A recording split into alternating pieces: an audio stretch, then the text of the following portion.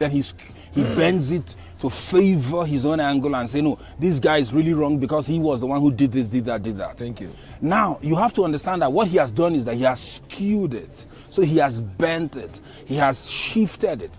Now it's no more accurate. Why? Because he has a bent and he has an angle he would like you to see it from.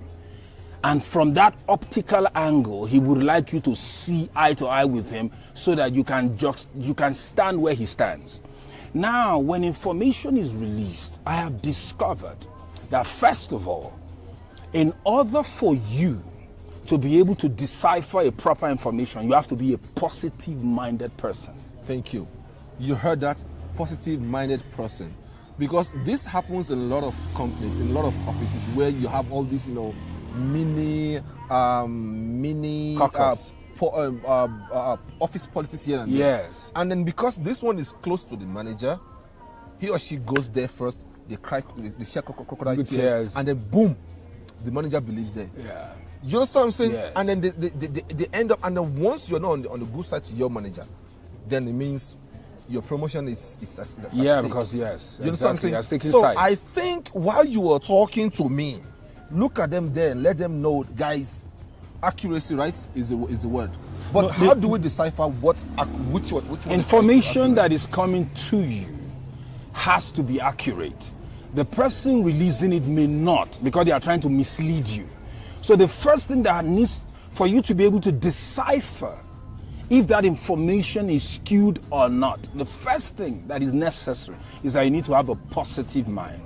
That means when you hear someone, first you need to be open-minded, whereby you are not. I was going to say, are you sure you want the positive-minded is the right word? Yes, positive-minded.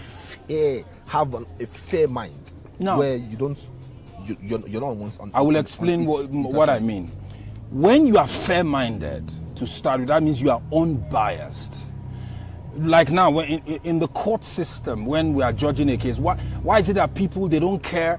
The judge will say, no, please give him tissue, let him cry out his tears, but please, we need you to say facts, because here we don't deal with emotions. We are not here to come and get people all warped up into emotional takeover, because you could be shedding crocodile tears, and at the end of the day, you are the real culprit. Thank you. You are the real offender here. And people do all that in everyday system of life. So that's why I said information coming from that side, it has to be accurate. But you don't have power to determine if the person is deceiving you or trying to deceive you or not. But on my own side, first of all, I need to be positive-minded. There are people that are negative. And when you are filled with negativity, every information you receive, you always pass it through the lens of your negativity. That means everything you see, you will always see it based on your own scope. And you can never be fair. Even if that information is scoped a certain way, you will always twist it. That's why in the information industry, we have people we call spinners or spin doctors. Why? Because when information comes, they look at it and see how they can skew it to fit their agenda. For example, there was a guy, I've forgotten which state in the US, where they were having a Christmas parade, and the guy ran his truck and mowed people down. Literally on a Christmas parade. I think I heard that. And when I heard a major network speaking, they said the guy was escaping from a gunfight. And because he was escaping from a gunfight, he was overwhelmed with what was after him. I've never heard that type of garbage before. And he mowed people down. He didn't know he mowed children down. He killed people. And we all know, based on my own assumption, we all know he did it out of the animosity of hate, born out of racist tendencies. But because he doesn't fit the agenda of mainstream media, because his race was the victimhood race and the people he mowed down were the white supremacists, so they had to skew it and say the guy is escaping a gunfight. So what am I trying to say? They skewed it. Everything still depends on, if you can prove it beyond every reasonable doubt. No, I don't even know. That's why the court of law. You know, the interesting thing is this: he was even charged with manslaughter and things like that. I don't even know how the case ended. You know why I don't know? Because mainstream made sure they didn't cover it. Because they lost interest and the first. I mean, once you heard the part that negates your own interests. No. Okay, first of all, let me put it like this, because this is not personal. First of all, you have to be positive minded. Second of all, you have to be unbiased. Third of all, you have to be fair in all your dealings. Fourth, you have to be someone that is willing to accept the truth, even if it's uncomfortable for you. There are a lot of things, there are layers to this. See, let me tell you, people have been conditioned to think a certain way. People have been mutilated from the inside to see things a certain way. People have been regulated. I was telling someone the other day, I said, see, your candidate is a crook. You know he's a crook. The guy said, doesn't care. I know the person you're talking because about. the very minute we won, we are happy. Now watch this. And I was trying, and the person said, no, you have to understand. I said, see, listen, I have nothing against this person. But we are seeing clearly that he went through very dubious means to get what he wants. They all do, though. If we're talking about politics, they all do. No, but this is the thing. Nigerian politics especially. No, this is the thing. And that's where I stand. And I kept telling the person, I'm a fair observer of things. I have no permanent friend. I have no permanent enemy. As far as I'm concerned, if what you are doing is right, I will stand with you. If what you are doing is wrong, I will call it like it is. And I can prove it. One of the main persons you will talk to, and this will align perfectly, is my wife. There have been many situations where things happen and my wife will say, no, why are you taking sides with them? You know, I'm meant to be your wife in this case. And I'll say, no, baby, as far as I'm concerned, you are the one who sought this information out. You are the one who is in the wrong. And I have to be righteous in my ways.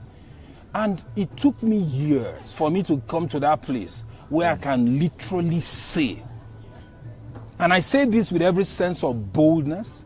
I say this with every sense of confidence. I don't have any iota of biases in me. Many years ago, me personally, God, and as a Christian, God spoke to me one time, many years ago. He said, in all things, I want you to have a neutral mindset. That's number two. I want you to be detribalized, whereby you have no tribal affiliation, you have no tribal inclination, you have no racial inclination. I'll never take a guy's side because he's a guy.